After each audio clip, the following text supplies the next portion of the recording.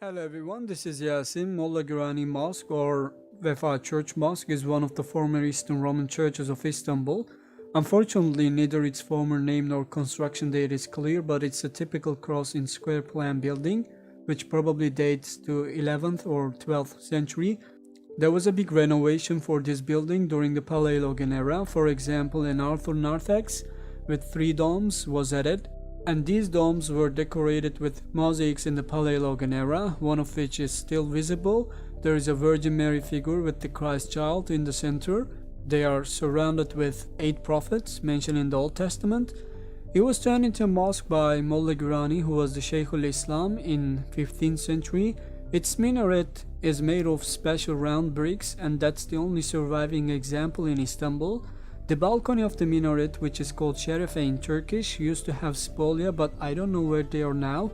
I will share a picture of them at the end of this video. Finally, it was closed for restoration last year and seems like it will take a long time because this building has been in a very bad condition for many years. Thank you guys for watching the video. See you next time.